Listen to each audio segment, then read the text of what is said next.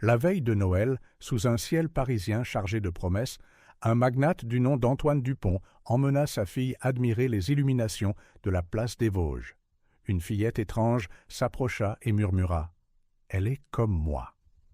En fixant le visage de l'enfant, Antoine se figea, incapable de croire ce qu'il voyait. La lueur colorée des guirlandes de Noël se reflétait dans les yeux bleus de Camille, formant un kaléidoscope d'émotions qu'Antoine Dupont peinait à déchiffrer. Sa fille de 5 ans, un miroir vivant de Sophie, se tenait immobile devant la vitrine d'un magasin de jouets, traçant du bout de son doigt minuscule le contour d'une simple poupée. Antoine ajusta l'écharpe en cachemire autour du cou de sa fille, ses doigts s'attardant un instant de plus que nécessaire. Le contact parut étrange, presque mécanique.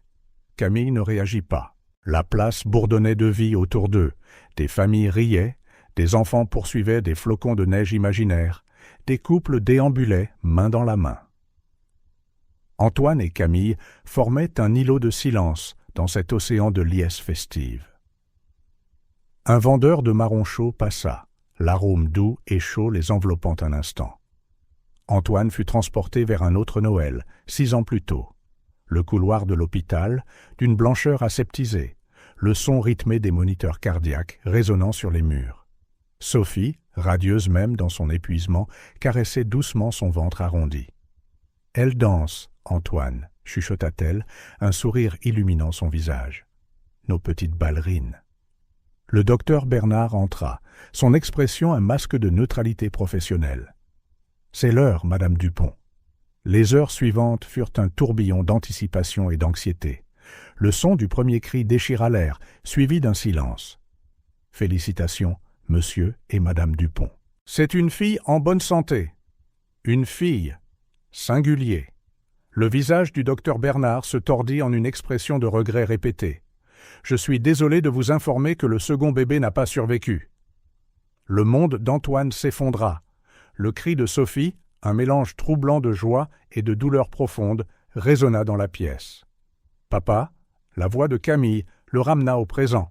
Elle montrait le carrousel illuminé au centre de la place. Antoine hocha la tête, mécaniquement, la guidant à travers la foule. Dans le reflet d'une vitrine, il aperçut sa propre image, des cheveux prématurément grisonnants, de profondes ombres sous les yeux, un fantôme de l'homme qu'il était. Le rire d'un enfant proche le fit se retourner brusquement. Un instant, il jura voir. Non, impossible. Camille grimpa sur un cheval de bois du carrousel, ses petites mains agrippant le mât doré. Antoine se tenait à côté, la regardant tourner. À chaque tour, un flashback. Sophie berçant Camille, fredonnant doucement. Leur premier Noël avec Sophie, décorant obsessionnellement la chambre des jumelles. Leur dernier Noël, Sophie fixant le sapin avec des yeux vides, murmurant un nom qu'Antoine refusait d'entendre. La musique joyeuse du carrousel contrastait cruellement avec le souvenir suivant. « Monsieur Dupont, ici, l'hôpital Saint-Louis. » Antoine sentit le monde s'arrêter. Sophie était sortie se promener, elle tardait trop.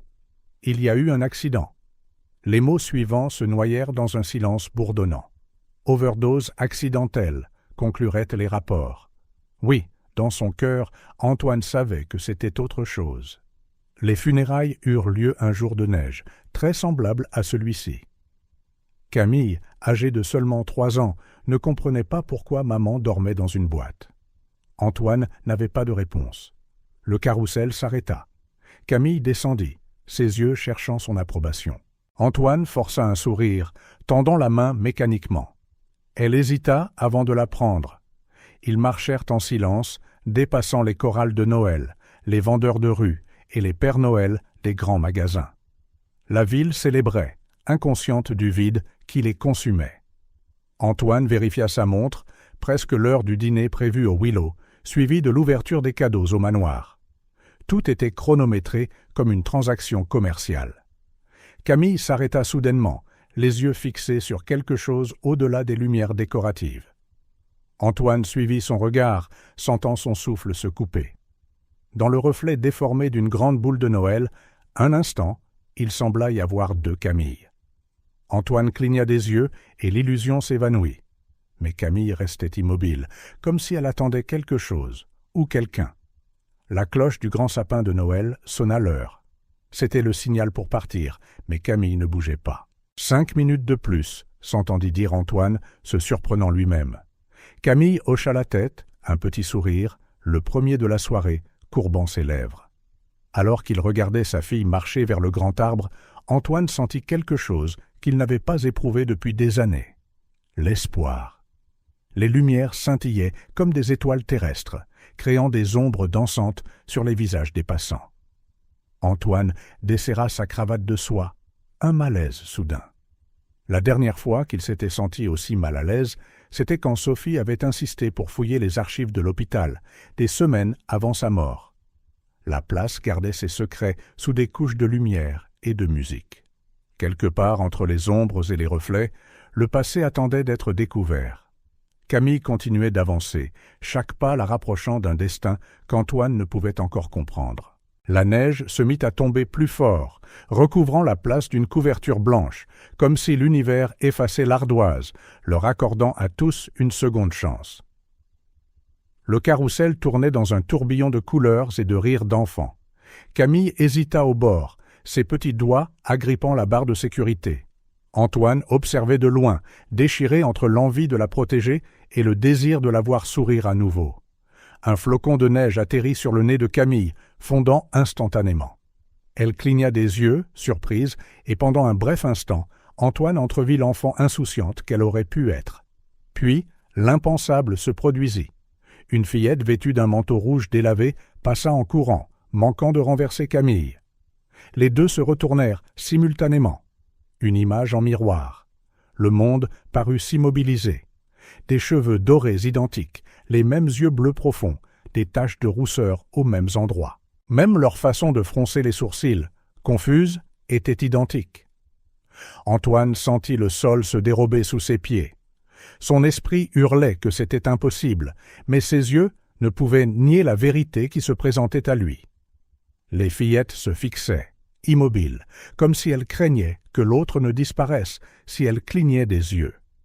La foule festive autour d'elle continuait sa joyeuse agitation, ignorant le miracle qui se déroulait.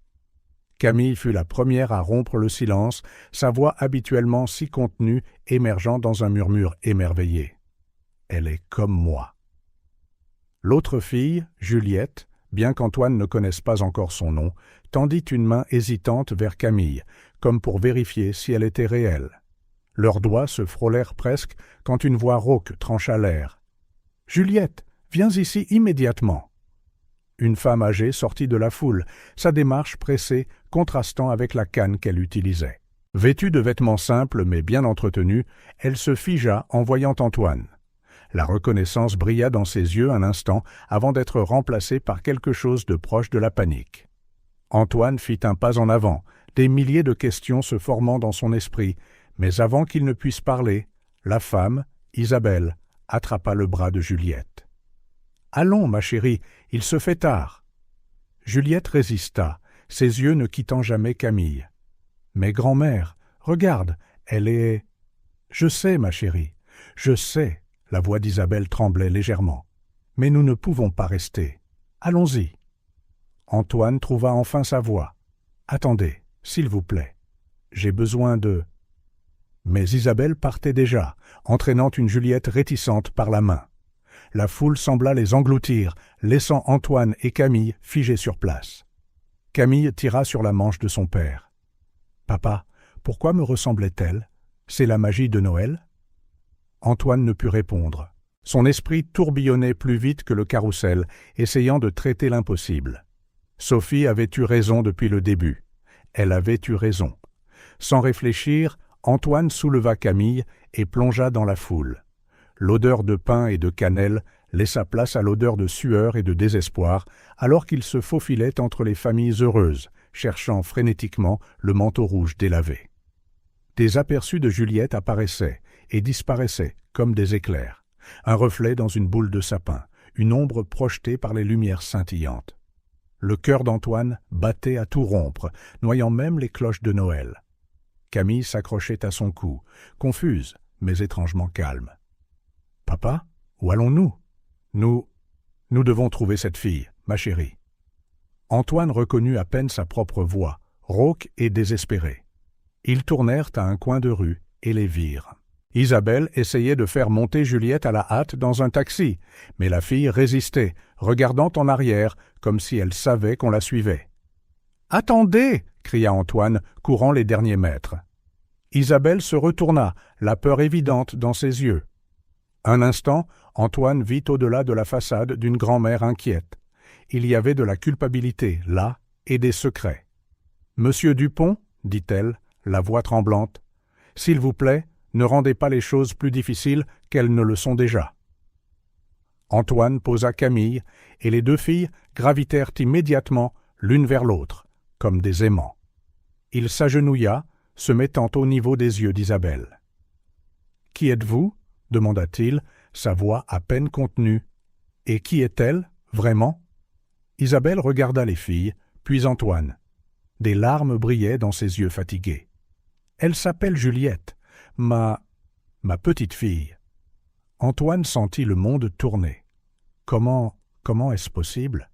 Ils nous ont dit. » « Je sais ce qu'ils vous ont dit, » l'interrompit Isabelle, sa voix maintenant ferme. « Et je sais pourquoi ils l'ont dit. Mais pas ici, pas maintenant. Ces filles ont été séparées bien trop longtemps. » Comme pour souligner son propos, Camille et Juliette se tenaient maintenant la main, s'examinant mutuellement avec une fascination enfantine.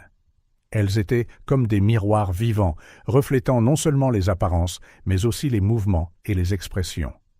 Antoine regarda Isabelle, puis les filles, puis de nouveau la femme âgée. Son esprit d'homme d'affaires voulait des réponses immédiates, voulait attribuer des torts et comprendre chaque détail. Mais son cœur de père. « Venez avec nous, » dit-il enfin. « Au manoir. Passez Noël avec nous. Ensuite, nous parlerons. » Isabelle hésita, des décennies de secrets pesant sur ses épaules.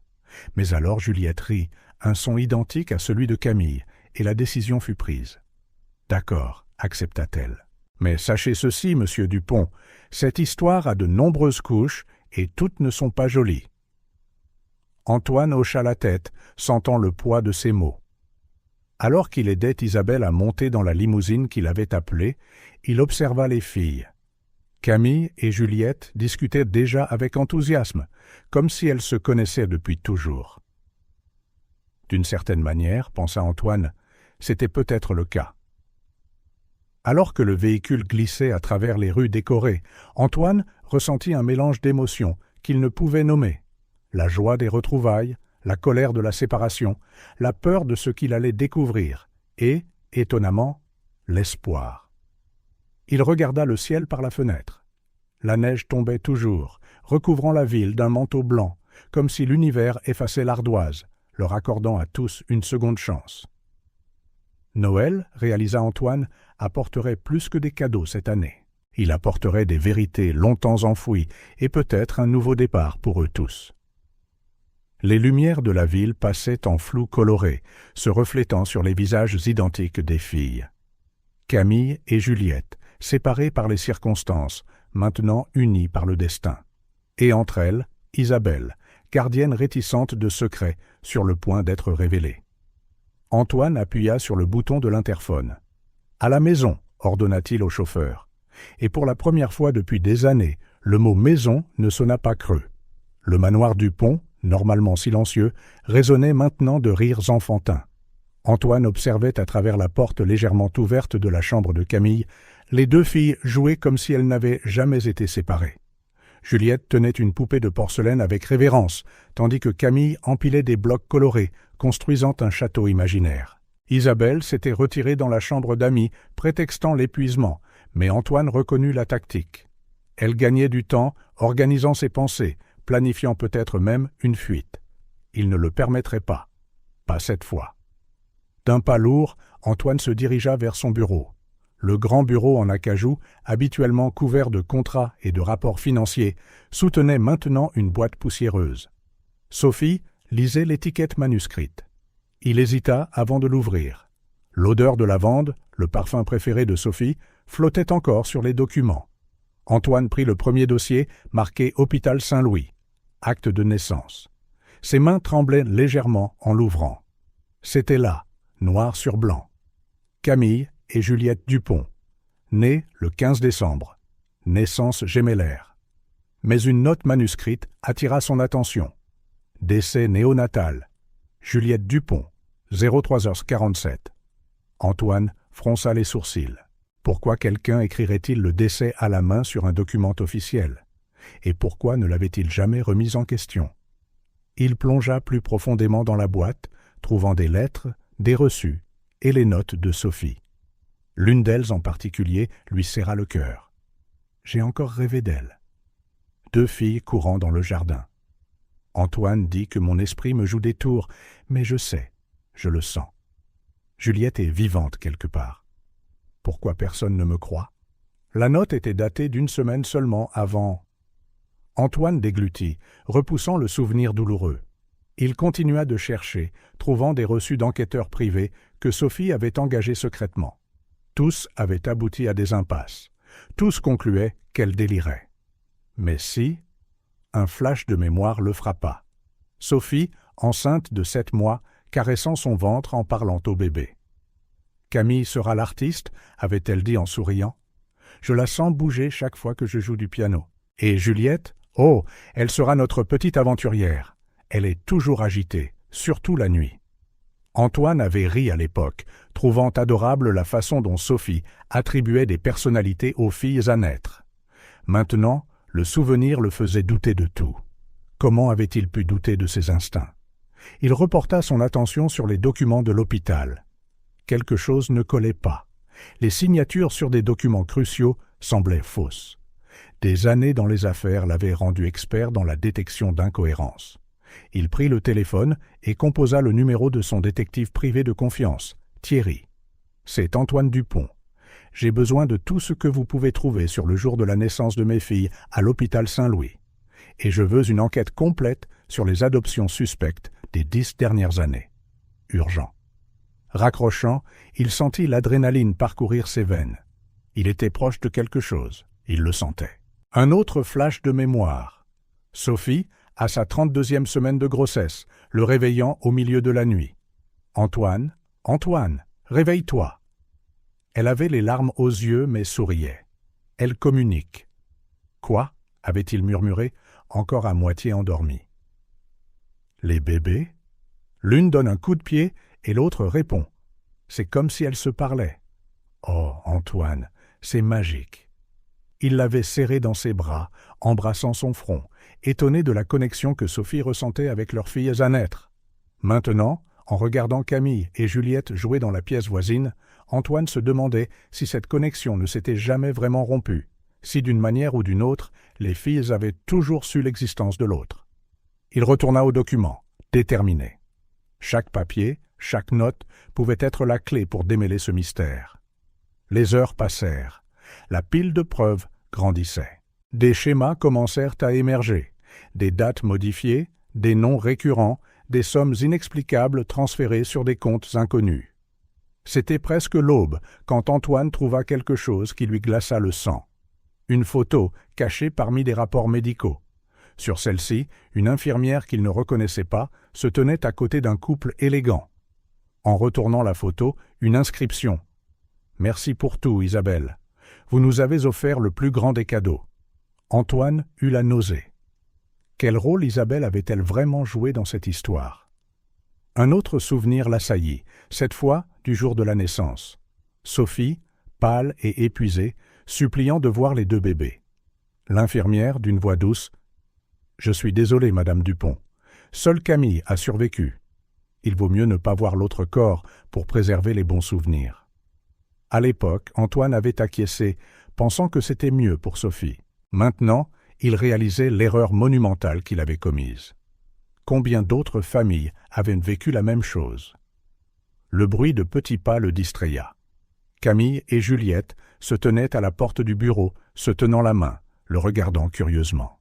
« Papa ?» dit Camille, sa voix endormie. « Pourquoi pleures-tu » Antoine n'avait pas réalisé que des larmes coulaient sur son visage. Il les essuya rapidement, forçant un sourire. « Ce n'est rien, ma chérie, juste des souvenirs. » Juliette fit un pas en avant, ses yeux si semblables à ceux de Camille, à ceux de Sophie, brillant d'une sagesse au-delà de son âge. « Tu penses à notre maman » demanda-t-elle doucement. Antoine sentit son cœur se briser et se reconstruire en un instant. « Oui, Juliette, je pense à votre maman. » Il attira les deux filles dans une étreinte serrée, sentant le poids des années de secrets et de mensonges se dissiper à ce moment-là. Avec ses filles dans ses bras, Antoine fit une promesse silencieuse à Sophie. « Je découvrirai la vérité, mon amour, pour toi, pour elle, pour toutes les familles qui ont été déchirées. Je le jure. » Le soleil commençait à se lever, projetant ses premiers rayons à travers la fenêtre du bureau. Un nouveau jour, un nouveau départ. Et avec lui, la détermination féroce d'un père à chercher justice. Antoine regarda les filles, puis la photo d'Isabelle. Les pièces du puzzle commençaient à s'emboîter, formant une image qu'il redoutait, mais devait affronter. « Les filles, dit-il doucement. Et si nous prenions le petit déjeuner ensemble, nous avons beaucoup de choses à nous dire. » Camille et Juliette hochèrent la tête, leurs sourires identiques illuminant la pièce. Alors qu'il les guidait vers la cuisine, Antoine sut que la journée à venir apporterait des révélations qui changeraient leur vie pour toujours. Le bureau d'Antoine Dupont s'était transformé en un labyrinthe de documents et de théories. Des cartes mentales couvraient les murs, des lignes rouges reliant des noms, des dates et des événements. Au centre de tout cela, une photo de l'hôpital Saint-Louis, ses imposants piliers blancs semblant maintenant cacher des ombres sinistres. Antoine, les cernes sous les yeux et le visage mal rasé, étudiait intensément les dossiers de l'hôpital. À côté de lui, Thierry tapait furieusement sur un ordinateur portable. « Qu'avons-nous, Thierry » demanda Antoine, la voix rauque de Sleepless Nights. Thierry tourna l'écran de l'ordinateur portable. « Monsieur Dupont, j'ai trouvé quelque chose.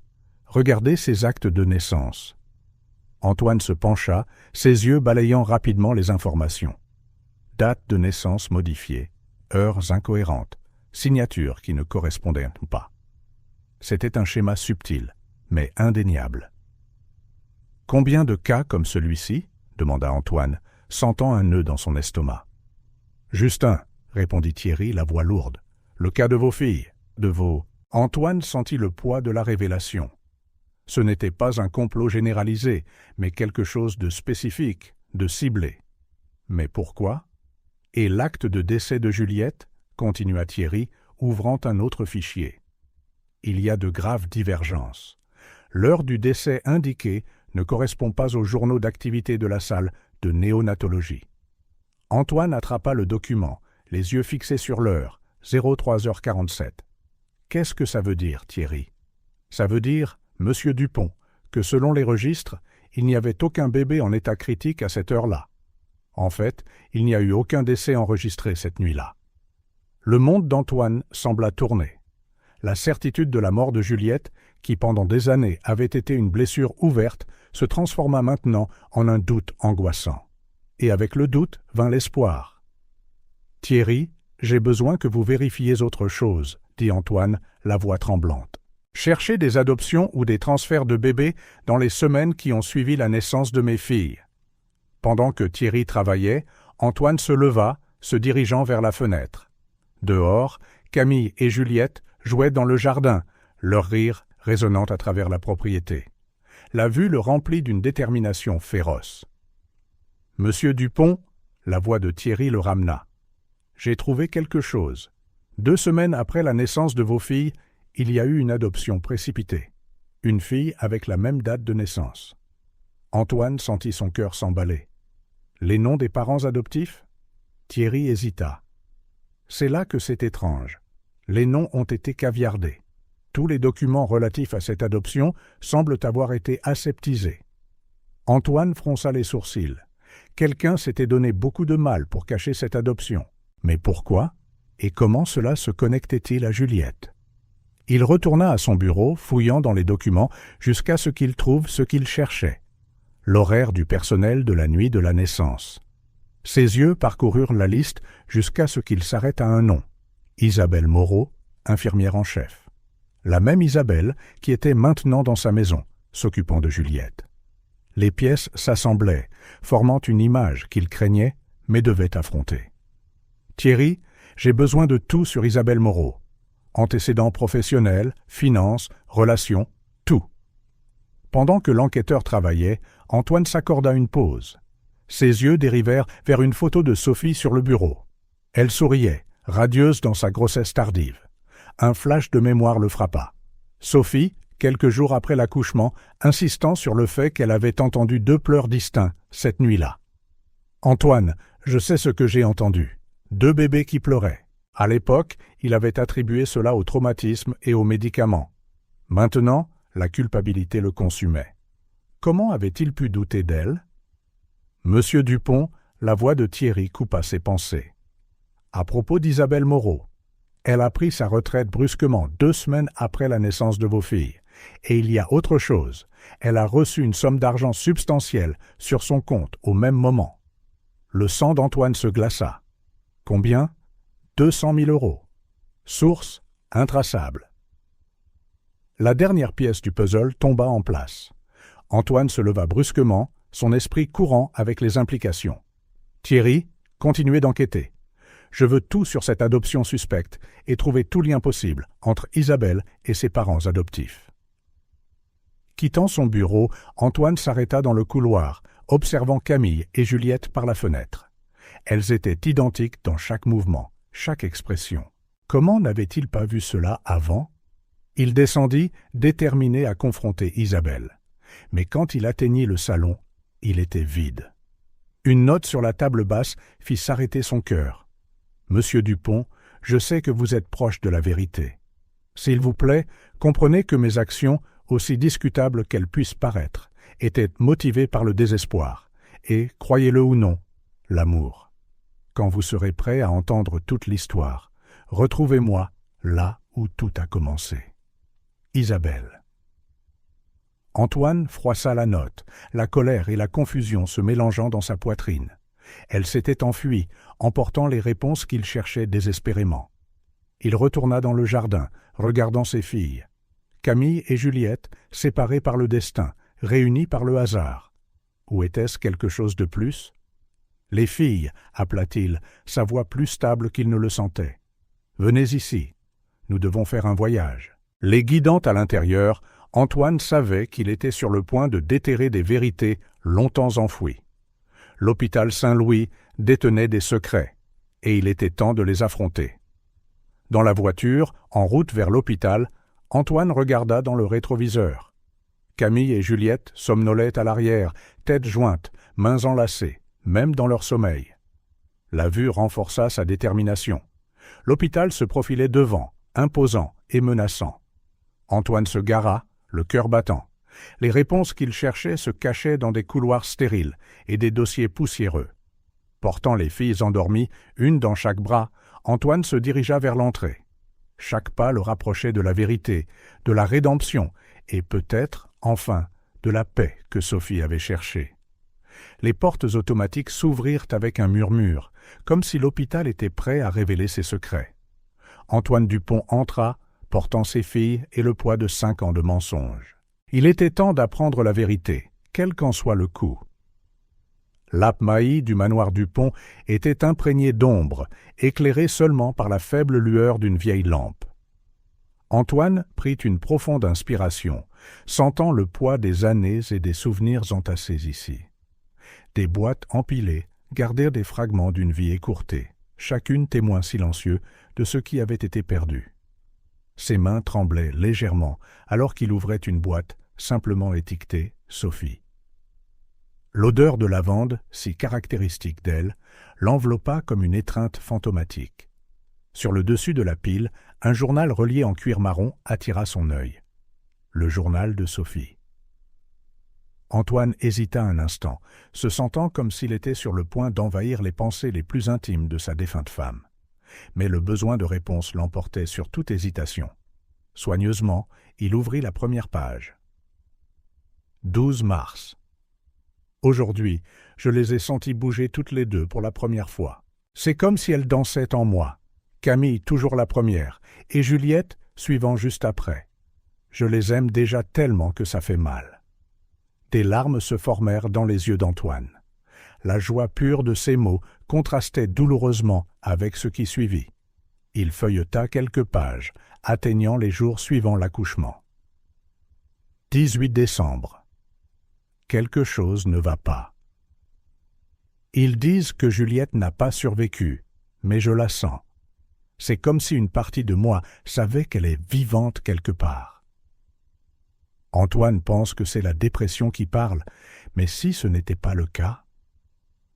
Antoine sentit une pointe de culpabilité. Combien de fois avait-il rejeté les préoccupations de Sophie comme des délires post-partum? Les entrées suivantes détaillaient la spirale descendante de Sophie. Sa recherche obsessionnelle de réponses, ses nuits blanches passées à faire des recherches, ses appels téléphoniques, désespérés à l'hôpital. 3 février. J'ai trouvé quelque chose aujourd'hui. J'ai trouvé un dossier mal classé dans le système de l'hôpital. Pendant un bref instant, j'ai vu le nom Juliette Dupont, listé comme transféré, pas décédé. Quand je suis retourné vérifier, le dossier avait disparu. Est-ce que je deviens folle ou est-ce que quelque chose ne va vraiment pas? Antoine sentit un frisson lui parcourir l'échine. Sophie avait été si proche de la vérité et personne ne l'avait cru. Les pages suivantes étaient un mélange d'espoir et de désespoir. Sophie alternait entre une clarté d'investigation et une profonde dépression. 15 avril. J'ai rencontré une infirmière aujourd'hui, Manon. Elle semblait nerveuse quand j'ai mentionné Juliette. Elle a parlé de projets spéciaux à l'hôpital, mais a refusé d'en dire plus. Je dois en savoir plus. Antoine prit une note mentale d'enquêter sur Manon. Elle pourrait être une piste cruciale. Alors qu'il s'enfonçait plus profondément dans le journal, le ton de Sophie devint plus frénétique, plus désespéré. 7 juin. Il me surveille, j'en suis certaine. Des voitures étranges dans la rue, des appels téléphoniques mystérieux. Antoine pense que je suis paranoïaque, mais je sais qu'ils savent que je sais pour Juliette. Le cœur d'Antoine se serra. Comment avait-il pu être si aveugle? Sophie n'était pas délirante, elle était sur le point de découvrir quelque chose de dangereux. Les dernières entrées étaient particulièrement difficiles à lire. 20 août. J'ai trouvé des preuves, des documents, des photos, tout. Juliette est vivante. Mais c'est plus grand qu'elle. Il y a d'autres enfants, d'autres familles. Un projet horrible. Je dois exposer cela, mais j'ai peur. S'il m'arrive quelque chose, j'espère que quelqu'un trouvera ce journal et continuera le combat. Antoine eut la nausée. La date était seulement 3 jours avant la mort de Sophie. La dernière entrée lui arrêta le cœur. 23 août. Ils arrivent. J'en sais trop. Antoine, Camille, pardonnez-moi. Je vous aime toutes les deux. Juliette, où que tu sois, maman t'aime. La phrase restait inachevée, la plume laissant une ligne tremblante. Antoine ferma le journal, sentant le poids du monde sur ses épaules. Sophie n'avait pas mis fin à ses jours dans un moment de désespoir. Elle avait été réduite au silence. Lentement, d'autres pièces du puzzle s'emboîtèrent dans son esprit. Le comportement étrange des médecins après la mort de Sophie, la hâte de la faire incinérer, l'insistance sur le fait que c'était un cas clair de suicide. Les mains tremblantes, Antoine prit son téléphone et composa le numéro de Thierry. « Thierry, j'ai besoin que vous enquêtiez sur quelque chose pour moi. La mort de Sophie. Ce n'était pas un suicide. Trouvez tout ce que vous pouvez sur le 23 août. Dossier de l'hôpital, caméra de sécurité, n'importe quoi. » Raccrochant, Antoine regarda autour de lui dans l'AppMy. Combien d'autres secrets se cachaient ici? Il se mit à chercher frénétiquement dans d'autres boîtes, déterminé à trouver les preuves mentionnées dans sa dernière entrée. Après des heures de recherche, alors que le soleil commençait à se lever, Antoine trouva un dossier caché au fond d'une vieille malle. À l'intérieur se trouvaient des photos, des documents, des dossiers médicaux, tout ce que Sophie avait rassemblé. Les mains tremblantes, il étala le contenu sur le sol de l'AppMy. C'était là, noir sur blanc, des preuves d'irrégularité à l'hôpital, des listes de familles possiblement affectées, des transferts bancaires suspects. « Oh, Sophie !» murmura Antoine, des larmes coulant librement sur son visage. « Tu as tout trouvé, et je ne t'ai pas cru. » Le bruit de petits pas dans l'escalier de Lapmaï le sortit de ses pensées. Camille et Juliette apparurent à la porte, se tenant la main, regardant curieusement la scène. « Papa » appela Camille, hésitante. « Tu pleures » Antoine essuya rapidement ses larmes, forçant un sourire. « Je vais bien, ma chérie. Je me souviens juste de maman. » Juliette s'avança, les yeux fixés sur les papiers éparpillés. « Ce sont les affaires de maman ?» Antoine hocha la tête, incapable de leur mentir. « Oui, Juliette, votre mère. C'était une femme incroyable et très, très courageuse. » Les filles s'approchèrent, s'asseyant à côté d'Antoine. Il les serra fort dans ses bras, sentant le poids de la responsabilité reposer maintenant sur ses épaules. « Les filles, dit-il doucement, il y a quelque chose que je dois vous dire, sur maman, sur ce qui s'est passé et sur ce que nous allons faire maintenant. » Alors que le soleil se levait, projetant des rayons dorés à travers la petite fenêtre de Lapmaï, Antoine commença à raconter l'histoire. Une histoire d'amour, de perte, de courage, et surtout de la recherche acharnée d'une mère pour la vérité. Les mots de Sophie, immortalisés dans son journal, résonnaient dans son esprit. « S'il m'arrive quelque chose, j'espère que quelqu'un trouvera ce journal et continuera le combat. » Antoine regarda ses filles, réunies après des années de séparation, et fit une promesse silencieuse à Sophie. « Je continuerai ton combat, mon amour, pour toi, pour elle et pour toutes les familles qui ont pu être séparées. Ta voix sera entendue, je te le promets. » Le jour ne faisait que commencer, mais pour Antoine Dupont, un nouveau voyage, une mission, prenait forme. Un voyage pour honorer l'héritage de Sophie et mettre en lumière la vérité qu'elle avait si courageusement cherchée. Le journal de Sophie dans une main et les mains de ses filles dans l'autre, Antoine se leva. Il était temps d'affronter les secrets de l'hôpital Saint-Louis, de confronter Isabelle et de découvrir enfin toute la vérité sur la naissance de ses filles. Lapmaï, autrefois un dépôt de souvenirs douloureux, devint maintenant le point de départ d'une quête de justice. Antoine savait que le chemin serait difficile, mais avec la voix de Sophie le guidant à travers son journal et l'amour de Camille et Juliette le fortifiant, il était prêt à affronter n'importe quel défi. La vérité, enfouie depuis si longtemps, était sur le point d'éclater au grand jour, et avec elle, l'espoir de guérison, non seulement pour la famille Dupont, mais pour d'autres qui, comme eux, avaient eu leur vie altérée par les secrets cachés dans les couloirs de l'hôpital Saint-Louis. Le petit appartement de la banlieue parisienne était un monde à part du manoir Dupont. Murs écaillés, meubles usés, mais une chaleur qui émanait de chaque recoin. Juliette était assise à la table de la cuisine, ses jambes se balançant sans atteindre le sol, regardant sa mère adoptive, Marie, préparer le dîner. « Maman !» appela Juliette, sa voix aussi douce que d'habitude. « Je peux aider ?» Marie sourit, la fatigue évidente dans ses yeux, mais l'amour brillant plus fort. « Bien sûr, mon amour. Et si tu mettais les couverts sur la table ?» Juliette sauta de sa chaise, heureuse de contribuer.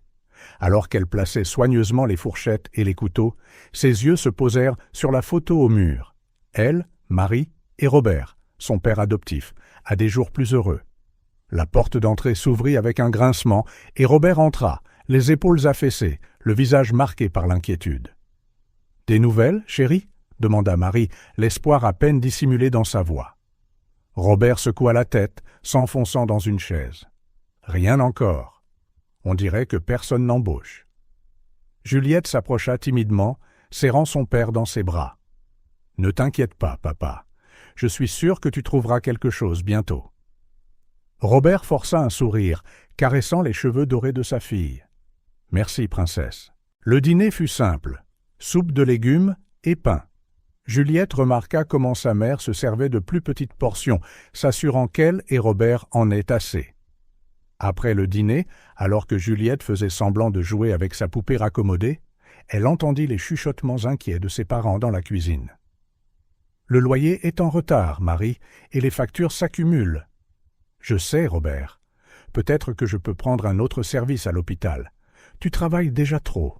Tu vois à peine Juliette. » La fillette serra sa poupée fort contre elle, sentant le poids des soucis de ses parents. Même à 5 ans, elle comprenait que les choses n'étaient pas faciles. Les jours s'éternisèrent, et l'atmosphère dans le petit appartement devint plus lourde. Robert partait tous les jours, cherchant du travail, revenant chaque fois plus découragé. Marie faisait des doubles services à l'hôpital, rentrant épuisée, des cernes sous les yeux. Une nuit, Juliette se réveilla au son de la toux. Quittant silencieusement sa chambre, elle trouva Marie dans la cuisine, pressant un mouchoir sur sa bouche. « Maman » appela-t-elle, effrayée. Marie cacha rapidement le tissu taché de sang. « Ce n'est rien, ma chérie. Retourne te coucher. » Mais ce n'était pas rien. Dans les jours qui suivirent, la toux de Marie s'aggrava. Robert insista pour qu'elle voie un médecin, mais elle hésitait, inquiète des coups. Cela arriva un matin pluvieux. Juliette se réveilla au son des sirènes. Courant au salon, elle vit des ambulanciers emmener sa mère sur une civière. « Maman !» cria-t-elle, essayant de l'atteindre. Robert la retint, les larmes aux yeux. « Elle ira bien, princesse. Elle ira bien. » Mais elle n'allait pas bien. 3 jours plus tard, Marie décéda, laissant un vide immense dans le cœur de Juliette et une montagne de factures médicales pour Robert. Les funérailles furent simples. Juliette, portant sa plus belle robe, maintenant trop courte, tenait la main de son père alors que le cercueil était descendu dans la terre. Les quelques personnes présentes offrirent des condoléances creuses et des regards apitoyés. La vie après la mort de Marie devint une lutte quotidienne. Robert, consumé par le chagrin et le désespoir financier, chercha du réconfort dans la boisson. Juliette, à 6 ans, se retrouva à assumer des responsabilités bien au-delà de son âge. Elle apprit à faire des sandwichs simples pour le dîner, à laver ses propres vêtements, même si elle atteignait à peine l'évier, et à consoler son père les nuits où il pleurait en serrant la photo de Marie. Les factures s'entassèrent. L'appartement, autrefois confortable, semblait maintenant froid et vide. Juliette entendit les disputes animées de Robert avec le propriétaire, les menaces d'expulsion. Une nuit, alors qu'elle faisait semblant de dormir, elle entendit Robert au téléphone. « S'il vous plaît, juste une semaine de plus. Je promets que je trouverai l'argent. Nous ne pouvons pas finir à la rue. J'ai une petite fille. » Juliette serra sa poupée plus fort, des larmes silencieuses coulant sur son visage. Elle souhaitait désespérément que sa mère soit là pour tout arranger. Les jours passèrent. Robert trouvait occasionnellement des petits boulots, mais l'argent n'était jamais suffisant. Juliette commença à sauter des repas, prétendant qu'elle n'avait pas faim pour que son père puisse manger davantage. C'est lors d'un après-midi particulièrement difficile qu'une voisine, Madame Isabelle, frappa à la porte. Juliette ouvrit, trouvant la femme âgée tenant un plat couvert. « Bonjour, ma chère », sourit Isabelle gentiment. « J'ai pensé que toi et ton père apprécieriez un peu de ragoût. » L'odeur délicieuse fit gargouiller l'estomac de Juliette. « Merci, Madame Isabelle, » dit-elle, essayant d'être polie comme sa mère le lui avait appris. Isabelle regarda au-delà de la fillette, voyant l'état de l'appartement. L'inquiétude emplit ses yeux. « Où est ton père, Juliette ?» La fille hésita. « Il est sorti chercher du travail. » Isabelle hocha la tête, comprenant plus que Juliette ne le réalisait. « Eh bien, et si tu venais avec moi un moment ? On peut manger ensemble, et peut-être que tu pourras m'aider à organiser quelques affaires. » Juliette regarda en arrière vers l'appartement vide et triste, puis vers le visage aimable d'Isabelle. Lentement, elle hocha la tête. Dans les semaines qui suivirent, Isabelle devint une présence constante dans la vie de Juliette. Elle apportait des repas, aidait aux tâches ménagères et, plus importante encore, offrait une oreille attentive et une épaule pour pleurer. Robert, perdu dans son propre chagrin et sa honte, remarqua à peine les changements. Il passait de plus en plus de temps dehors, cherchant du travail, rentrant tard le soir avec une odeur d'alcool bon marché. Une nuit particulièrement froide, tout bascula. Juliette se réveilla au son de verres brisés. Courant au salon, elle trouva Robert par terre, une bouteille cassée à côté de lui. « Papa !» cria-t-elle, se précipitant vers lui. Robert leva les yeux vers elle, les yeux remplis d'alcool et de larmes. « Je suis désolé, Juliette. Je suis tellement désolé de t'avoir laissé tomber, toi et ta mère. » Juliette le serra dans ses bras, sentant l'odeur d'alcool et de désespoir. « Ce n'est pas grave, papa. Ça va aller. » Mais elle savait que ce n'était pas le cas. et que ça n'irait pas. Le lendemain matin, alors que Robert dormait encore, Juliette prépara son sac d'école avec quelques vêtements et sa précieuse poupée.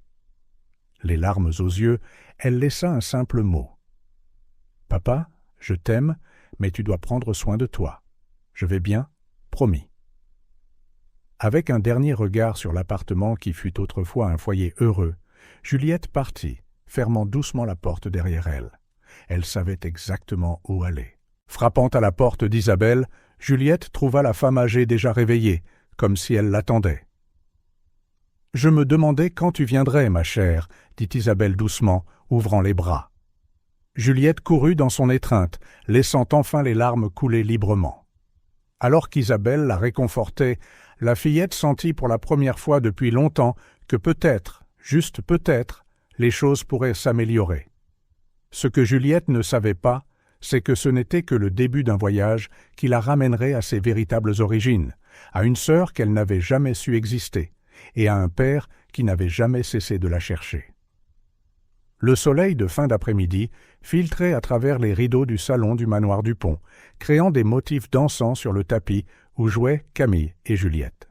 Les deux filles, identiques en apparence, mais aux histoires si différentes, étaient absorbées par un puzzle. « Regarde, Juliette !» s'exclama Camille en emboîtant une pièce. « J'ai trouvé le nez du chat !» Juliette rit, le son faisant écho à celui de Camille, si parfaitement qu'il était impossible de les distinguer. « Super, maintenant, il ne nous manque plus que la queue. » Antoine observait depuis la porte une tasse de café oubliée à la main. Chaque mouvement synchronisé, chaque rire partagé, chaque regard complice entre les filles était la preuve vivante de leur lien, un lien qui allait au-delà de la simple ressemblance physique. On dirait qu'elles sont nées pour être ensemble, n'est-ce pas? La voix d'Isabelle le surprit. La femme âgée se tenait à ses côtés, les yeux rivés sur les filles, un mélange d'amour et d'appréhension dans son regard. Antoine hocha lentement la tête. C'est comme si elle rattrapait le temps perdu. Les filles fredonnaient maintenant une berceuse, leurs voix se mêlant en parfaite harmonie. Antoine fronça les sourcils. « Isabelle, comment Juliette connaît-elle cette chanson ?» Sophie la chantait à Camille tous les soirs. Isabelle pâlit légèrement. « Oh, ce doit être une coïncidence. Vous savez comme les berceuses sont populaires. » Mais Antoine remarqua le tremblement dans sa voix, la façon dont ses yeux évitèrent les siens. Quelque chose n'allait pas. Dehors, plus tard dans la journée, les similitudes entre Camille et Juliette devinrent encore plus évidentes. Elles couraient, sautaient et jouaient comme si elles avaient passé toute leur vie ensemble, anticipant les mouvements de l'autre avec une précision déconcertante. « Grand-mère Isabelle, » appela Juliette en courant vers la femme âgée, « regarde ce que Camille m'a appris. » Les deux filles exécutèrent une série de pas de danse parfaitement synchronisés. Isabelle applaudit, mais Antoine remarqua le léger tremblement de ses mains. « Incroyable comme elles s'entendent bien, n'est-ce pas ?» commenta Antoine, sa voix désinvolte, mais ses yeux alertes. Isabelle força un sourire. « Oui, elles se ressemblent beaucoup, presque comme si elles étaient sœurs. » Antoine insista, observant la réaction d'Isabelle de près. Le sourire d'Isabelle vacilla un instant. « Eh bien, les enfants ont une façon de créer des liens rapidement, n'est-ce pas ?» Antoine décida de changer de tactique. « Vous savez, Isabelle, j'ai fait quelques recherches à l'hôpital Saint-Louis. J'ai trouvé des incohérences dans les dossiers de la nuit de la naissance des filles. » Le visage d'Isabelle perdit toute couleur. « Oh, quel genre d'incohérence! Des dossiers modifiés, des heures qui ne correspondent pas. » Antoine marqua une pause, les yeux fixés sur Isabelle, une infirmière en chef qui a pris sa retraite brusquement juste après la naissance des filles. Isabelle fit un pas en arrière, comme si elle avait été frappée. « Monsieur Dupont, je ne sais pas ce que vous insinuez, mais... » « Je n'insinue rien, Isabelle, » l'interrompit Antoine, sa voix ferme. « Je cherche la vérité, pour Camille, pour Juliette et pour Sophie. » La mention du nom de Sophie frappa Isabelle comme un coup physique. Elle se stabilisa sur une chaise voisine, sa respiration rapide. « Antoine, » commença-t-elle, la voix tremblante, « il y a des choses que vous ne comprenez pas, des choses que... » Mais avant qu'elle ne puisse finir, le bruit de verre brisé résonna dans la maison, suivi des cris effrayés des filles. Antoine et Isabelle coururent à l'intérieur, trouvant Camille et Juliette debout au milieu du salon, des éclats de verre tout autour d'elles. Un cadre photo était tombé, le visage souriant de Sophie au milieu des fragments. « Désolé, papa, » gémit Camille, « on n'a pas fait exprès de le faire tomber. » Mais Antoine l'entendit à peine. Ses yeux étaient sur Juliette, qui s'était penchée pour ramasser la photo. La fillette regarda l'image de Sophie avec une expression de reconnaissance et de confusion. « J'ai rêvé d'elle, » chuchota Juliette, ses doigts traçant le visage de Sophie sur la photo. Elle me chantait une chanson. Le silence qui suivit fut assourdissant. Antoine regarda Isabelle, qui semblait prête à s'évanouir. « Juliette. » Antoine s'agenouilla à côté de la fillette, le cœur battant. « As-tu déjà vu cette femme ?» Juliette fronça les sourcils, se concentrant. « Non, mais j'ai l'impression de la connaître. C'est étrange, n'est-ce pas ?» Antoine sentit une vague d'émotions le submerger. Colère, confusion, espoir, peur. Il se leva, faisant face à Isabelle. « Je crois qu'il est temps que nous ayons une conversation sérieuse, Isabelle, » dit-il, sa voix basse et contrôlée. « Plus de secrets, plus de demi-vérités. » Isabelle sembla mener une bataille interne. Ses yeux passèrent d'Antoine aux filles, comme si elle calculait les risques. « Très bien, » dit-elle finalement, sa voix défaite. « Mais pas ici, pas devant elle. » Antoine hocha la tête. « Camille, Juliette, pourquoi n'iriez-vous pas jouer dans le jardin un moment ?» Les filles obéirent, jetant des regards curieux aux adultes en partant. Une fois seule, la tension dans la pièce devint palpable. Antoine indiqua le canapé à Isabelle, qui s'assit comme si elle portait le poids du monde. « Commencez par le début, » dit Antoine, s'asseyant en face d'elle. « Et n'omettez rien. » Isabelle prit une profonde inspiration, des larmes se formant dans ses yeux. « Antoine, vous devez comprendre. Ce que j'ai fait, je l'ai fait par amour. Un amour désespéré, mal avisé, mais de l'amour tout de même. » Antoine sentit son cœur se serrer. Quelle que soit la vérité, il savait qu'elle changerait tout. « Il y a 5 ans, » commença Isabelle, la voix tremblante, « j'étais infirmière en chef à l'hôpital Saint-Louis. C'est là que j'ai rencontré Sophie et où j'ai commis la plus grande erreur de ma vie. » Alors qu'Isabelle parlait, Antoine sentit le monde qu'il connaissait s'effondrer autour de lui. Chaque mot était une révélation, chaque confession une autre pièce du puzzle qui tombait enfin en place. Dehors, Camille et Juliette jouaient, inconscientes de l'orage qui se préparait à l'intérieur de la maison. Leur rire, si semblable, résonnait dans le jardin, un rappel constant du lien indestructible qui les unissait. La vérité, enfouie depuis si longtemps, émergeait enfin, et avec elle, la promesse de changement qui affecterait non seulement la famille Dupont, mais tous ceux qui les entouraient. Le bureau d'Antoine Dupont, autrefois un sanctuaire des affaires et des contrats, était devenu un centre de commandement digne d'un film d'espionnage. Des tableaux blancs couvraient les murs, remplis de noms, de dates et de connexions griffonnées en rouge. Au centre de tout cela, une photo de l'hôpital Saint-Louis, ses imposants piliers blancs semblant maintenant cacher des secrets sinistres. Antoine, avec de profonds cernes sous les yeux et une barbe négligée, étudiait une pile de dossiers hospitaliers. À ses côtés, Thierry tapait furieusement sur un ordinateur portable. « Qu'avons-nous, Thierry » demanda Antoine, la voix rauque de fatigue. Thierry tourna l'écran. « Monsieur Dupont, j'ai réussi à accéder aux archives internes de l'hôpital. C'est troublant. » Antoine se pencha plus près, les yeux balayant les informations. Dates de naissance modifiées, dossiers médicaux falsifiés, même de faux certificats de décès. Mais ce qui attira le plus son attention, ce furent les incohérences flagrantes dans les dossiers de Camille et Juliette. « Regardez ça », Thierry montra une entrée spécifique.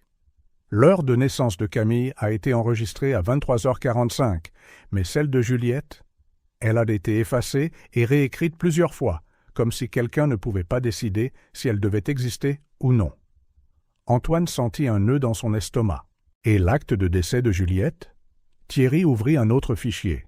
C'est là que ça devient intéressant. Le certificat de décès a été signé par le docteur Bernard à 03h47, mais selon les journaux Système, le docteur Bernard n'était pas à l'hôpital à ce moment-là. « Alors qui a signé ?» demanda Antoine, sentant l'adrénaline monter en lui. « C'est là le point, » répondit Thierry calmement. « La signature numérique a été effectuée avec les identifiants d'une infirmière, ceux d'Isabelle Moreau. » Antoine se sentit comme s'il avait reçu un coup de poing. Isabelle, la femme qui s'occupait de Juliette, était au centre de tout. « Thierry, j'ai besoin que vous fassiez quelque chose, » dit Antoine, la voix tremblante. « Trouvez toutes les personnes qui travaillaient dans la maternité cette nuit-là. Infirmières, médecins, même les agents d'entretien. Je veux parler à chacun d'eux. » Dans les jours qui suivirent, Antoine se lança dans une recherche frénétique de réponses. Il interrogea des dizaines d'anciens employés de l'hôpital, chaque conversation révélant plus de questions que de réponses. Une infirmière, Manon, semblait particulièrement nerveuse lors de son entretien. « Monsieur Dupont, dit-elle, les mains tremblantes alors qu'elle tenait une tasse de café. Il s'est passé des choses dans cet hôpital, des choses qui n'auraient jamais dû se produire. »« Quel genre de choses, madame ?» pressa doucement Antoine. Manon regarda autour d'elle, comme si elle craignait d'être entendue. Des bébés déplacés au milieu de la nuit, des dossiers modifiés, des familles riches qui se présentaient soudainement, repartant avec des nouveau-nés. Mais on nous a dit de ne pas poser de questions. Le cœur d'Antoine s'emballa. Et la nuit de la naissance de mes filles? Manon ferma les yeux, essayant de se souvenir. C'était chaotique. Je me souviens avoir entendu 2 pleurs distinctes de la salle d'accouchement, mais après, il n'y avait qu'un seul bébé dans la nurserie. Et l'autre? Antoine pouvait à peine respirer. J'ai vu Isabelle emporter un bébé hors de la maternité. Elle a dit que c'était un transfert d'urgence, mais... Antoine remercia Manon et la congédia, son esprit tourbillonnant avec les nouvelles informations. Chaque pièce du puzzle qu'il trouvait le ramenait à Isabelle. De retour dans son bureau, Antoine et Thierry continuèrent de démêler le mystère. Ils découvrirent des transferts bancaires suspects vers des comptes offshore, tous liés d'une manière ou d'une autre à l'hôpital. « Monsieur Dupont » appela Thierry, la voix tendue. « J'ai trouvé quelque chose. Un vieil email partiellement supprimé, mais j'en ai récupéré une partie. » Antoine se pencha pour lire. Le projet Jumelle progresse comme prévu. Les sujets CD et JD ont été séparés avec succès. La famille adoptive a été... Le reste était corrompu. « Projet Jumelle » murmura Antoine, sentant un frisson lui parcourir l'échine. « Mais qu'est-ce qui se passe dans cet hôpital ?» Au fur et à mesure que l'enquête avançait, il devenait de plus en plus clair que le cas de Camille, et Juliette n'était pas isolée. Il y avait des indices d'autres séparations, d'autres bébés morts qui étaient en réalité donnés à des familles adoptives. Mais pourquoi? Quel était le but derrière tout cela? Antoine passa des nuits blanches à relier les points, à suivre des pistes. Chaque nouvelle découverte le rapprochait de la vérité, mais l'effrayait aussi par ses implications. Une nuit, en examinant les documents de l'hôpital pour la 100e fois, Antoine remarqua quelque chose qu'il avait manqué, une petite note manuscrite dans le coin du dossier de Camille, confirmée avec IM avant de procéder. Isabelle Moreau. Antoine sentit une vague de rage et de trahison. Isabelle n'était pas seulement une pièce de ce puzzle, elle était l'une de ses architectes. Les mains tremblantes, il prit le téléphone et composa le numéro de Thierry. « Thierry, j'ai besoin que vous fassiez une dernière chose pour moi, » dit-il, la voix remplie de détermination. « Trouvez tout ce que vous pouvez sur Isabelle Moreau, son passé, ses relations, tout, et préparez un mandat de perquisition pour son appartement. » Raccrochant, Antoine regarda la photo de Sophie sur son bureau. « Je suis proche, mon amour, » murmura-t-il. « Je trouverai la vérité, pour toi, pour nos filles, pour toutes les familles qui ont été séparées. » Le soleil commença à se lever, projetant les premiers rayons à travers la fenêtre du bureau. Un nouveau jour, et avec lui, la promesse de réponse longtemps attendue. Antoine se leva, déterminé. Il était temps de confronter Isabelle et d'exposer la vérité, quel qu'en soit le coût. Pour Camille, pour Juliette et pour la mémoire de Sophie, il irait jusqu'au bout.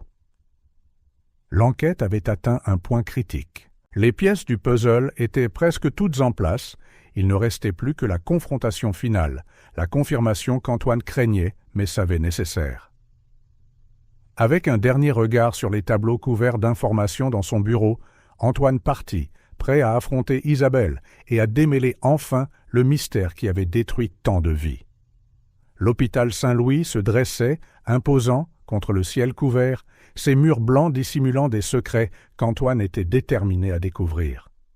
D'un pas ferme et le cœur battant, il franchit les portes vitrées, se dirigeant directement vers la réception.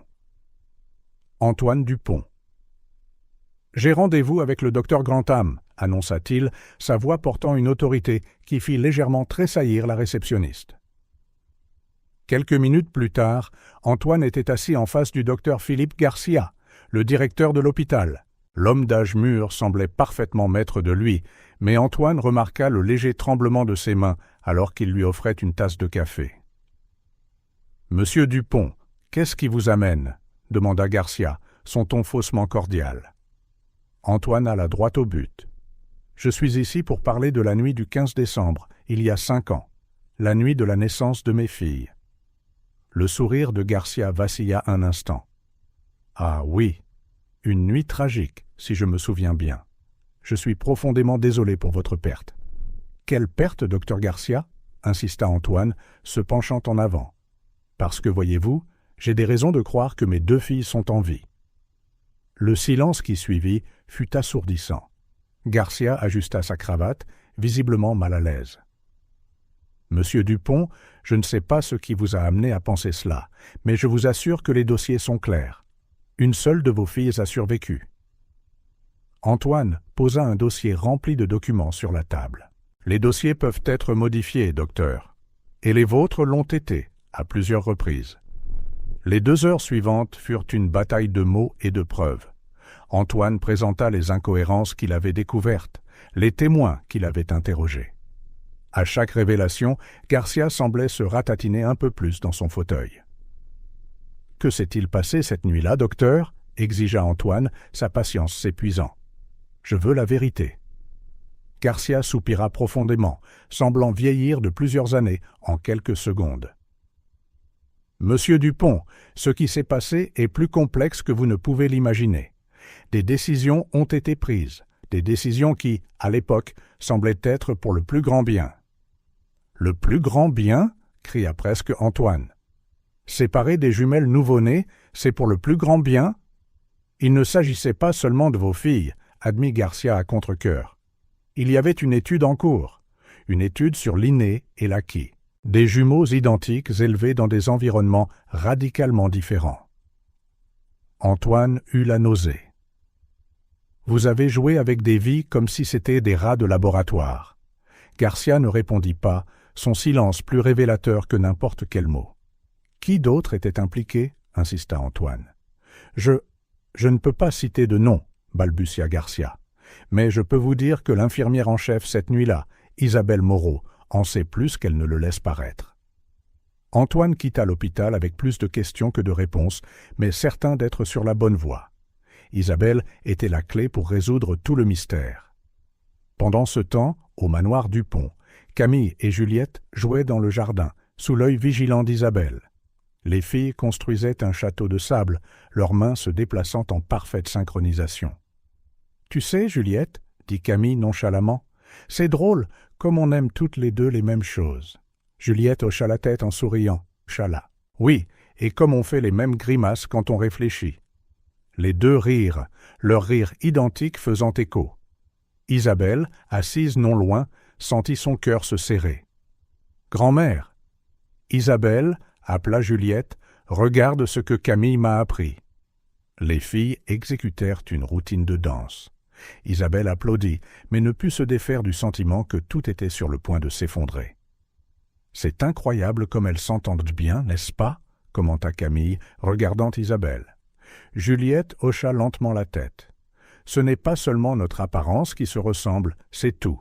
Nos goûts, nos gestes. » Elle marqua une pause, regardant directement Camille. « Parfois, j'ai l'impression que tu es une partie de moi. » Camille acquiesça. « Je ressens ça aussi, Juliette, comme si nous étions sœurs. » Les deux filles échangèrent un regard silencieux de compréhension. Isabelle, en les regardant, sentit le poids des années de secret s'abattre sur ses épaules. « Les filles !» appela Isabelle, la voix tremblante. « Et si on rentrait pour un goûter ?» En les guidant à l'intérieur, Isabelle ne pouvait se défaire du sentiment que tout était sur le point de s'écrouler. Ses mains tremblaient alors qu'elle servait des sandwichs, manquant de faire tomber la carafe de jus. « Grand-mère, ça va ?» demanda Juliette, inquiète. « Je vais bien, ma chérie », força Isabelle un sourire. « Juste un peu fatiguée. » Mais ce n'était pas de la fatigue, c'était de la culpabilité, pure et écrasante. En regardant Camille et Juliette, si innocentes et heureuses ensemble, Isabelle sentit le poids de ses actes plus que jamais. Le bruit de la porte d'entrée qui s'ouvrait fit se figer Isabelle. Antoine entra dans la cuisine, ses yeux se posant immédiatement sur les siens. « Isabelle, dit-il, sa voix contrôlée mais chargée d'émotion, nous devons parler. » Les filles regardèrent d'Antoine à Isabelle, sentant la tension dans l'air. Isabelle hocha lentement la tête, sachant que le moment qu'elle redoutait était enfin arrivé. Camille, Juliette, se tourna Antoine vers les filles. « Pourquoi n'iriez-vous pas jouer dans votre chambre un moment ? Isabelle et moi devons discuter de choses d'adultes. » Les filles obéirent à contre-cœur, jetant des regards curieux par-dessus leurs épaules en montant les escaliers. Une fois seul, Antoine fit face à Isabelle, les yeux pleins de détermination. « Plus de mensonges, Isabelle ?» dit-il fermement. « Je veux toute la vérité, maintenant. » Isabelle s'affaissa sur une chaise, paraissant des décennies plus âgée. Des larmes commencèrent à se former dans ses yeux. « Antoine, » commença-t-elle, sa voix à peine plus qu'un murmure. « Ce que j'ai fait, ce que nous avons tous fait, a commencé avec les meilleures intentions. Mais la route de l'enfer est pavée de bonnes intentions, n'est-ce pas ?» Le silence dans le salon du manoir Dupont était lourd, presque tangible. Antoine était assis rigidement dans son fauteuil, ses jointures blanches à force de serrer les accoudoirs. Isabelle, en face de lui, semblait frêle et craintive, des larmes tremblant dans ses yeux. « Isabelle, » commença Antoine, sa voix contrôlée mais remplie d'émotion, « j'ai passé les derniers jours à déterrer des mensonges et des demi-vérités. Maintenant, je veux tout entendre de vous, sans omission, sans excuse. » Isabelle ferma les yeux, comme pour rassembler son courage. Quand elle les rouvrit, ils étaient pleins de larmes non versées. « Antoine, ce qui s'est passé cette nuit-là, ce n'était pas un accident, ni une erreur médicale. C'était une décision terrible, prise par des gens qui pensaient faire ce qu'il fallait. » L'estomac d'Antoine se noua. Quel genre de personne sépare des jumelles nouveau-nées, Isabelle? Quel genre de bonne chose est-ce là? Avant qu'Isabelle ne puisse répondre, des pas dans l'escalier les interrompirent. Camille et Juliette apparurent à la porte du salon, leurs expressions un mélange de curiosité et d'inquiétude. « Papa ?» demanda Camille, hésitante. « Tout va bien ?» Antoine força un sourire, essayant de masquer la tension. « Oui, ma chérie. Isabelle et moi avons juste une conversation d'adultes. » Juliette fit un pas en avant, ses yeux bleus si semblables à ceux de Camille, fixés sur Isabelle. « Grand-mère, pourquoi pleures-tu » Isabelle essuya rapidement ses larmes, mais le mal était fait. Les filles échangèrent des regards, une communication silencieuse passant entre elles. « Les filles, » dit Antoine doucement, « pourquoi n'iriez-vous pas jouer dans le jardin un petit moment ? Je promets que nous vous expliquerons tout plus tard. » À contre-cœur, Camille et Juliette partirent, non sans jeter des regards curieux derrière elles. Une fois la porte fermée, Antoine se tourna de nouveau vers Isabelle, sa patience s'épuisant. Maintenant, Isabelle, la vérité, toute la vérité. Isabelle prit une profonde inspiration, ses épaules s'affaissant sous le poids des secrets. Tout a commencé par une étude. Notre étude sur l'inné et l'acquis. L'idée était de séparer des jumeaux identiques à la naissance et d'observer leur développement dans des environnements radicalement différents. Antoine sentit une vague de nausée. « Vous les avez traités comme des rats de laboratoire. »« Ce n'était pas censé être comme ça, » protesta faiblement Isabelle. « C'était censé être une étude contrôlée, éthique. » Mais ensuite, les choses ont dérapé. Alors qu'Isabelle parlait, Antoine sentit son monde s'effondrer. Elle décrivit comment des familles riches, désespérées d'avoir des enfants, étaient approchées, comment des bébés étaient échangés, des dossiers modifiés, des vies manipulées. « Et Sophie ?» demanda Antoine, la voix brisée. « Elle a découvert quelque chose, n'est-ce pas ?» Isabelle hocha tristement la tête. Sophie était brillante, Antoine. Elle a commencé à assembler les pièces, à poser des questions. Elle était si proche de tout découvrir. Le cœur d'Antoine se serra. « C'est pour ça qu'elle… »« Non !» s'exclama Isabelle, horrifiée. « Nous n'avons jamais… » Antoine, la mort de Sophie était un terrible accident. Mais elle était sous tellement de pression, si angoissée.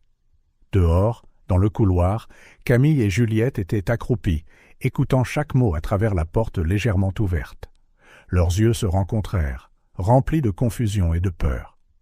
« Camille, » chuchota Juliette, « tu penses que nous… » J'ai toujours senti qu'il manquait quelque chose. Camille serra la main de Juliette, et quand je t'ai rencontrée, c'était comme si cette partie manquante était retrouvée, termina Juliette. De retour dans le salon, la confession d'Isabelle continua, chaque mot une révélation douloureuse. Je n'étais qu'une infirmière, Antoine, mais je savais, j'ai participé. Et quand j'ai vu Juliette, si petite, si vulnérable, je n'ai pas pu supporter l'idée de la donner à des étrangers. Antoine la fixa, incrédule. Alors vous l'avez prise pour vous, l'avez élevée comme votre petite fille. Isabelle hocha la tête, des larmes coulant sur son visage. Je pensais la sauver, lui donner une chance d'avoir une vie normale. « Normale ?» cria presque Antoine. « Vous l'avez séparée de sa sœur, de sa famille ?» Dehors, dans le couloir, Camille et Juliette se serrèrent dans les bras, comprenant enfin la vérité que leur cœur savait déjà. « Nous sommes sœurs, » murmura Camille. « Jumelles, » hocha la tête Juliette, des larmes aux yeux. « Nous l'avons toujours été. » À l'intérieur, Antoine se leva brusquement, marchant vers la fenêtre. Dehors, le soleil commençait à se coucher, projetant de longues ombres sur le jardin. Combien de temps avait-il parlé? Des minutes? Des heures? Et maintenant, Isabelle? demanda-t-il, la voix fatiguée. Isabelle se leva, chancelante.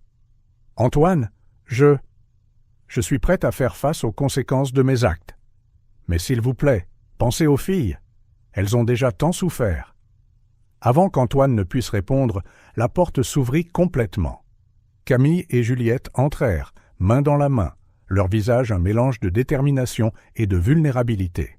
« Papa, » dit Camille, sa voix étonnamment ferme. « Nous avons tout entendu. » Antoine sentit son cœur se briser.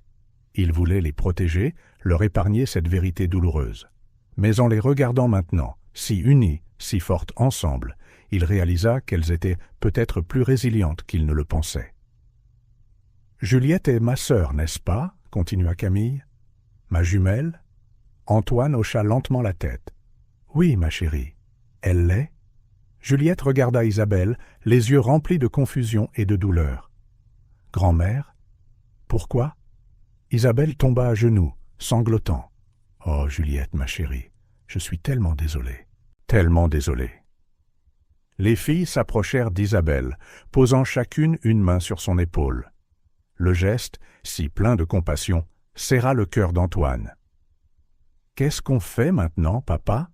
demanda Camille, regardant Antoine avec une maturité au-delà de son âge. Antoine regarda ses filles, Isabelle, le portrait de Sophie sur le mur. Tant de vies affectées, tant de secrets révélés. Et pourtant, il y avait plus à découvrir, plus de personnes impliquées dans ce terrible complot.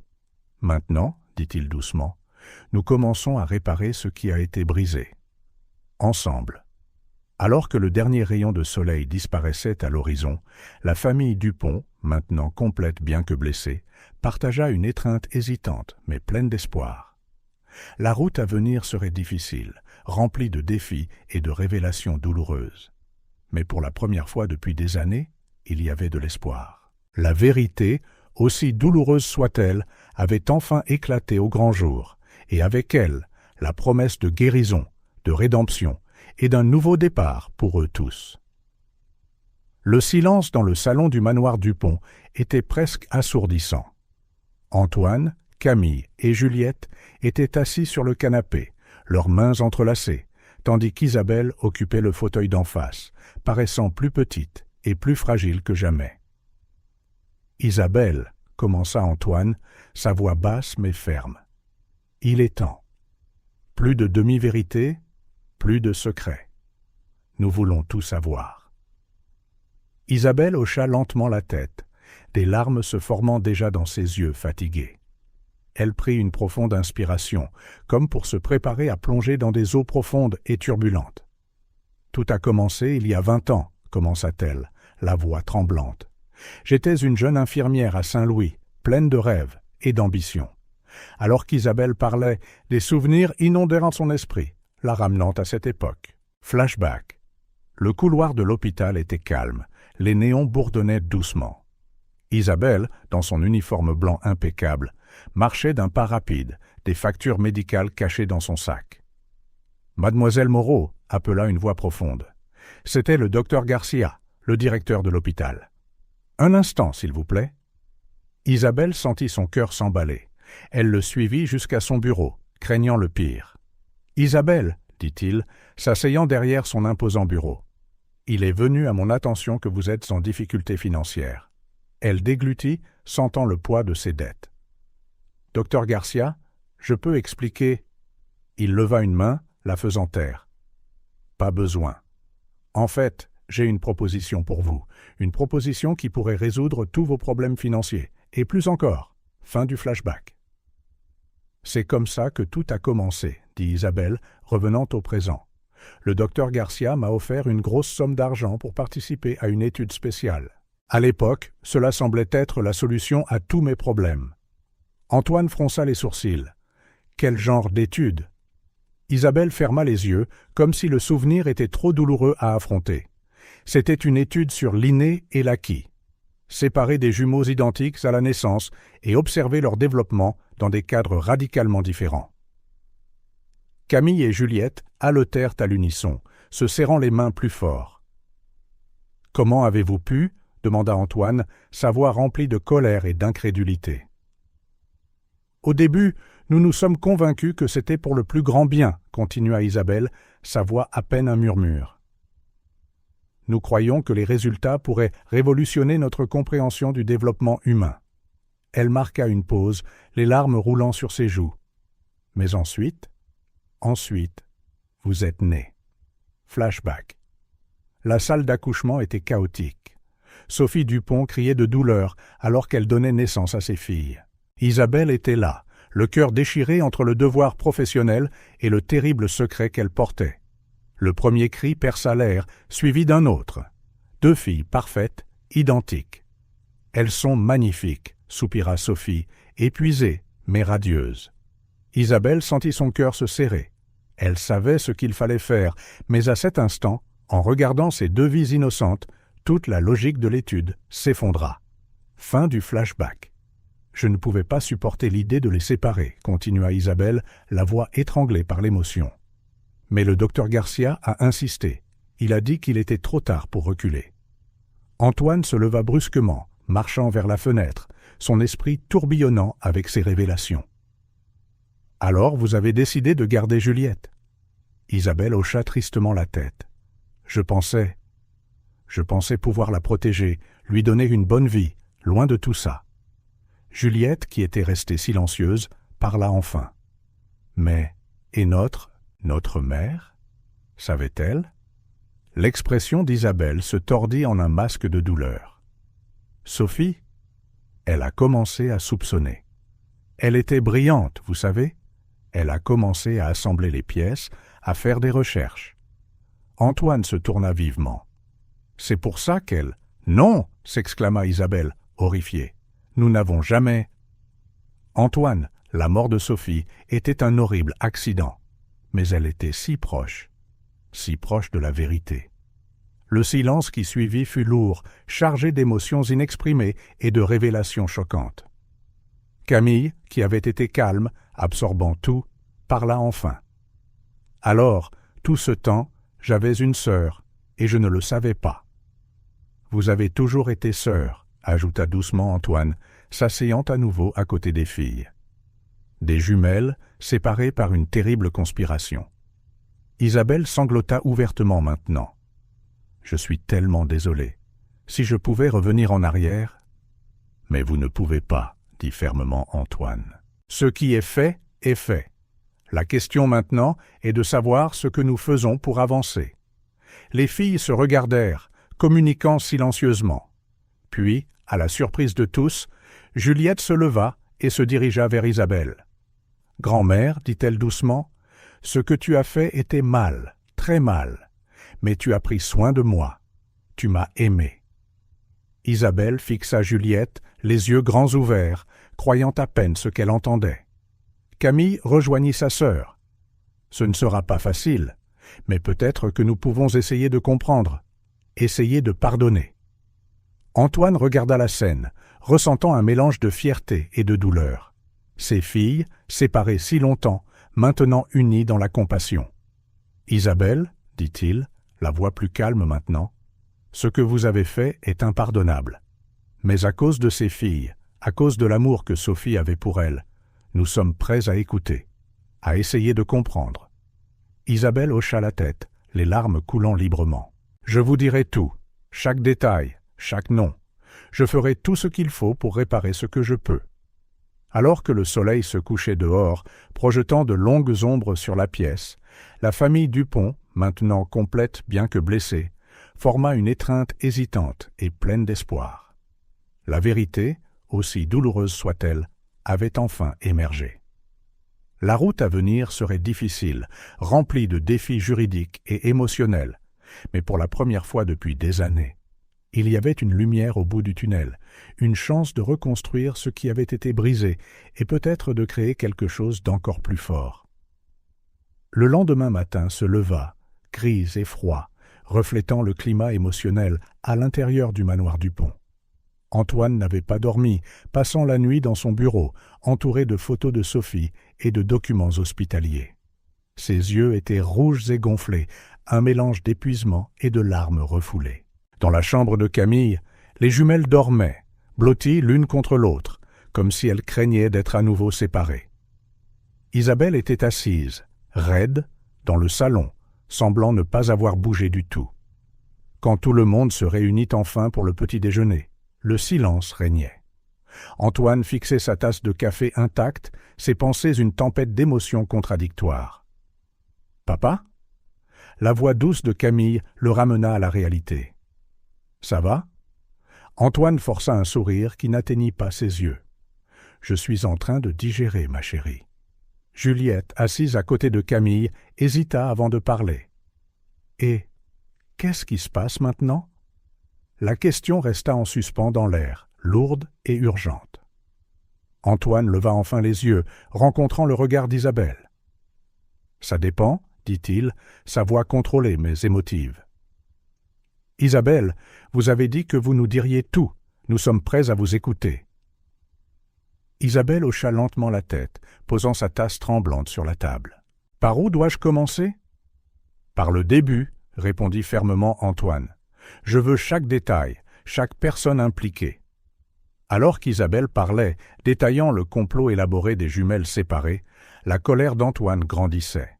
Médecins, infirmières, même le personnel administratif, tous avaient joué un rôle dans la conspiration. « Et Sophie ?» demanda Antoine, la voix se brisant légèrement. Suspectait-elle quelque chose ?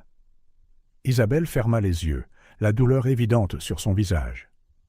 Sophie était brillante, Antoine.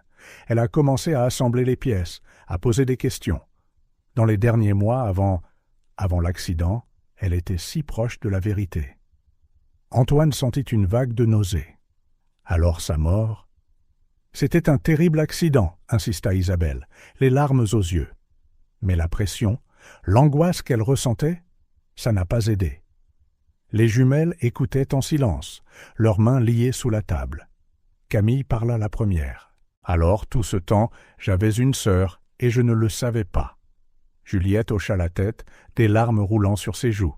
« Et moi, j'ai toujours senti qu'il manquait quelque chose, comme si une partie de moi était ailleurs. » Antoine observa ses filles, ressentant un mélange d'amour écrasant et de profonde tristesse. On leur avait volé 5 ans ensemble, des souvenirs partagés, un lien qui aurait dû être incassable dès la naissance. « Isabelle, dit-il, se tournant vers la femme âgée qui semblait maintenant si petite et frêle, « je comprends que vous ayez pris soin de Juliette, que vous l'ayez aimée. Mais comment avez-vous pu vivre avec ce secret si longtemps ?» Isabelle sanglota ouvertement. « Au début, je me suis convaincu que je protégeais Juliette, que je lui donnais une vie meilleure. Mais au fil des ans, la culpabilité est devenue insupportable. » Antoine lutta contre l'envie de crier, d'exiger une justice immédiate. Mais en regardant ses filles, en voyant la compassion dans leurs yeux, il se força à respirer profondément. « Que faisons-nous maintenant ?» demanda-t-il, sa voix plus douce. « Comment avançons-nous » Camille et Juliette se regardèrent, communiquant à nouveau en silence. « Nous voulons rester ensemble, » dit fermement Camille. « Nous ne voulons plus jamais être séparés. » Juliette hocha vigoureusement la tête. « On a déjà perdu tellement de temps. » Le cœur d'Antoine se serra. « Bien sûr que vous resterez ensemble. Je ne laisserai plus jamais personne vous séparer. » Isabelle leva les yeux, hésitante. « Et moi ?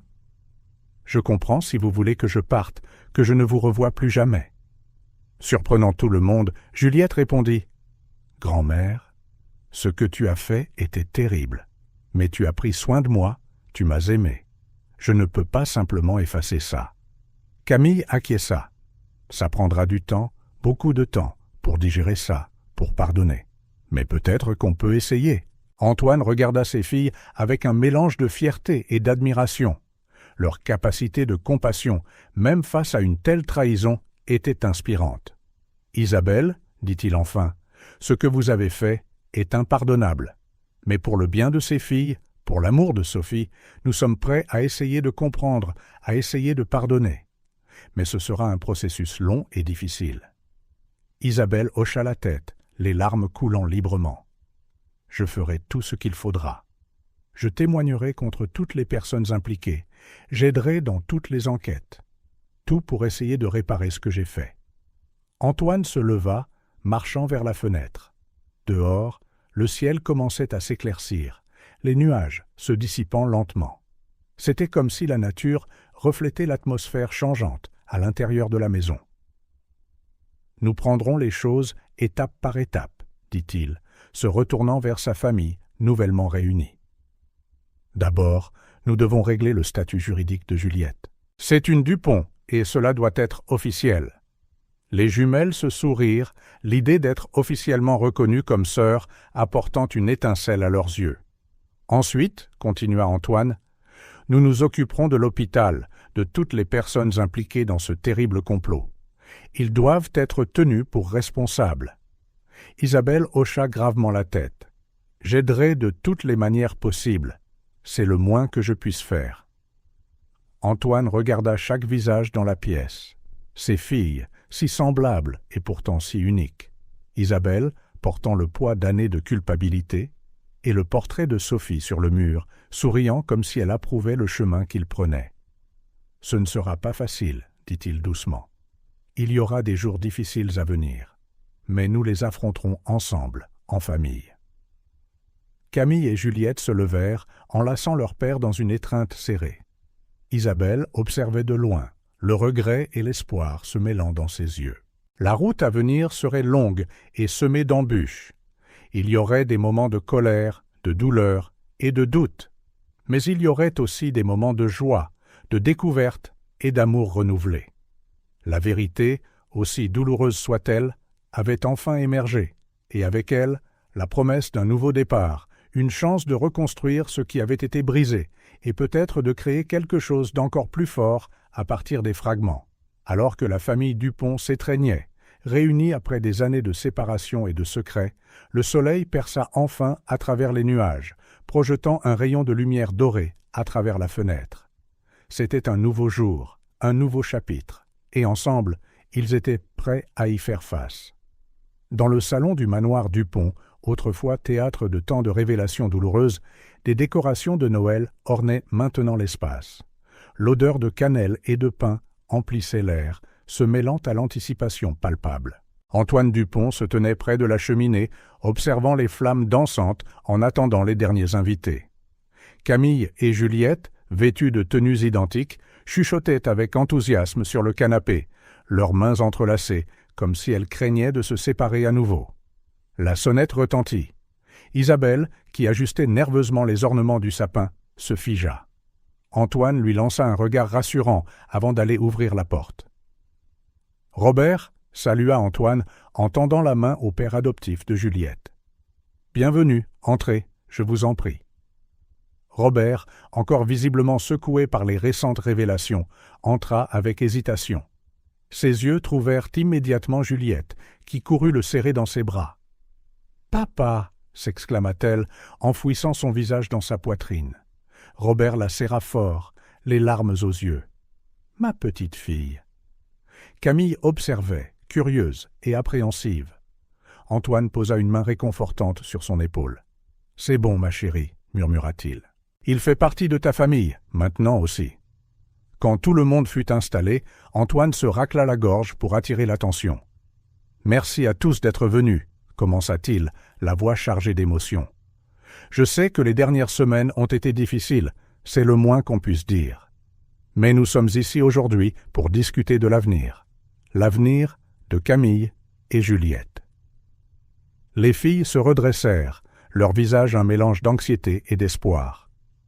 Après mûre réflexion et discussion, continua Antoine, échangeant des regards avec Robert et Isabelle, nous avons pris une décision que nous croyons être la meilleure pour les filles.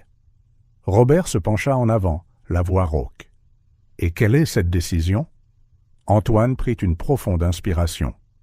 Nous partagerons la garde. Camille et Juliette vivront principalement ici, au manoir, mais passeront régulièrement du temps avec vous, Robert. Et Isabelle, il se tourna vers la femme âgée.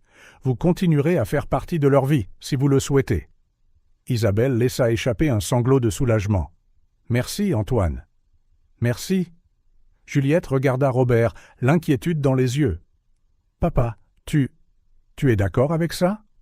Robert eut un sourire triste. Ma chérie, tout ce que je veux, c'est ton bonheur. Et je sais que ton bonheur est avec ta sœur. Camille, qui était restée silencieuse jusqu'alors, parla enfin.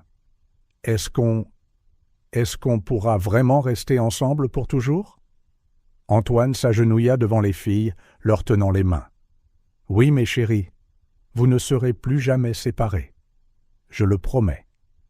Les jumelles se serrèrent dans les bras, des larmes de joie coulant sur leurs visages.